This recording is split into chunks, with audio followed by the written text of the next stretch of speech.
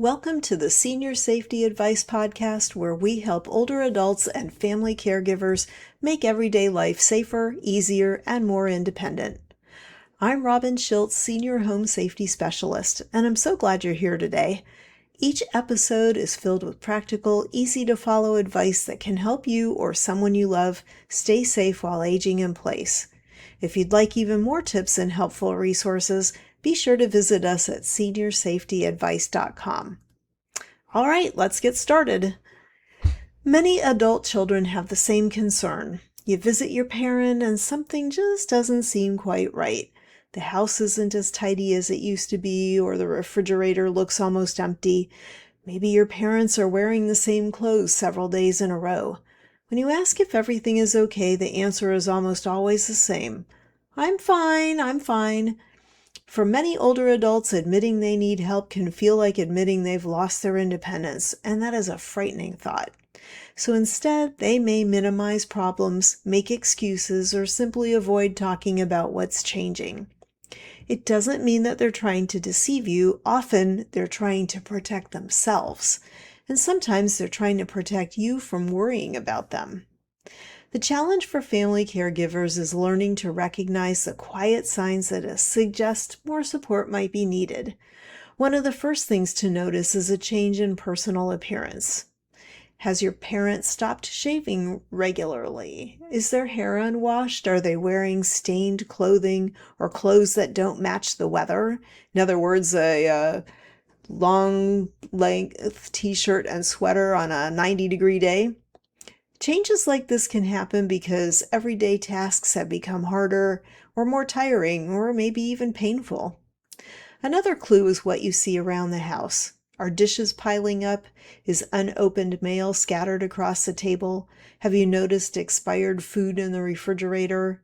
Are there burned pots on the stove or food left out on the counter? A home that suddenly feels different often tells you an important thing. Now take a look at mobility too. Does your parent hesitate before standing up? Are they holding on to furniture as they walk? Have they stopped using certain rooms because climbing stairs has become difficult? Many older adults will not tell you when they've fallen. They're afraid someone will insist they move out of their home, or they're worried about bothering you. Instead, they just simply change their routine to avoid situations that feel risky. Now, you also want to pay attention to medications. Are pill bottles scattered around? Do prescriptions appear untouched? Or are they being refilled too often? Managing several medications can become confusing, especially if memory changes are beginning. And speaking of memory, not every forgotten appointment means dementia. Everybody forgets things occasionally. What matters is whether you're seeing a pattern, like missing important appointments a lot, repeatedly asking the same questions, getting confused managing bills and finances, forgetting familiar recipes that they've always been able to cook by heart, or becoming lost while driving routes that they've known for years. These changes deserve attention even if your parent insists that everything is just peachy. You may notice changes in nutrition too. Maybe there isn't much food in the house, or maybe they're relying on eating crackers and cereal instead of preparing meals. Sometimes cooking becomes overwhelming. Other times, grocery shopping or carrying bags is simply just too difficult. Social changes can also be easy to miss. Has your parent stopped attending church or their religious ceremonies? Do they no longer meet friends for lunch? Have they given up favorite hobbies? Isolation often develops slowly. Sometimes it starts because driving feels unsafe, or sometimes hearing loss makes conversations difficult and frustrating. Sometimes declining health just drains their energy. Mood changes deserve attention as well. Someone who is typically cheerful might become unusually irritable. They might seem anxious, withdrawn, or less interested in things they once enjoyed. Well, physical illness, chronic pain, medication side effects, depression, loneliness, even just poor sleep can contribute to changes like this. Now, here's something many families overlook. Listen to what your parent says between the lines. When they have statements or say statements like, oh, I'm just getting old, or I don't need all that anymore, or it's too much trouble. I'm afraid I'll be a burden. Well, things like that, they're not just casual comments. The person may be telling you how they're really feeling without directly asking for help. If you're seeing several of these signs together, it's probably time for a conversation. You want to choose a quiet time and avoid making it feel like an interrogation. Instead of saying, "Hey, mom, you can't manage anymore," try saying, "I've noticed some things that have me a little concerned. Can we talk about them together?"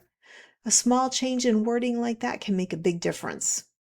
You're inviting them into the conversation instead of taking control away from them. Now remember, needing help does not mean giving up independence. In many cases, the right support actually helps someone stay in their own home longer. Now, maybe that's hiring somebody to clean twice a month or arranging for grocery delivery. Maybe it's installing brighter lighting or organizing medications or adding grab bars. Small steps like this can prevent much bigger problems down the road. And finally, trust your instincts. If something feels different, it probably is. You know your parent better than anyone else, so don't ignore those little concerns at the back of your mind because they're often the earliest warning signs. So approach the situation with kindness, listen more than you talk, respect the person's dignity while still paying attention to their safety. Helping someone stay independent isn't about stepping in and doing everything for them. It's about making sure they have the support they need to continue living the life they would like to live as safely and confidently as is possible.